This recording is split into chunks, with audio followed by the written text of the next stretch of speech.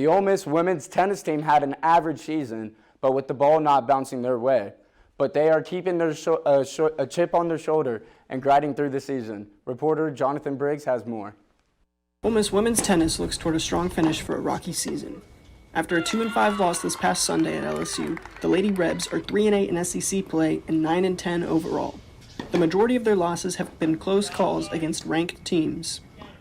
Sophomore Annelle LeClaire-Fisher remains hopeful for the last few matches of the season, despite the challenges they have faced so far.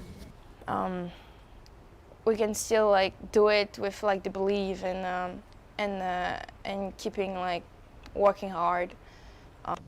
Last year, the Lady Rebs had a winning record of 13-11. We were closer to beat the teams, but we didn't, and we failed at some point in the really close situations. But I still believe that we can do it.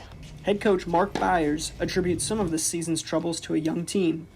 That does help when you have the experience. You kind of hope when we're in that situation a couple of times that the next time those kids are handling that a little bit better. Coach Byers remains confident in his players and the team in years to come. One thing that I do feel like we're playing at a high level, and so some of these kids, even though maybe they haven't won some of these huge matches, they're playing at a really high level. So some of these freshmen, sophomores, who are going to be sophomores and juniors next year, they're going to make a huge impact, and at some point in time, that work is going to pay off.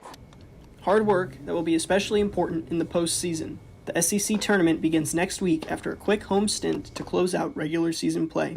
I'm Jonathan Briggs, NewsWatch Ole Miss.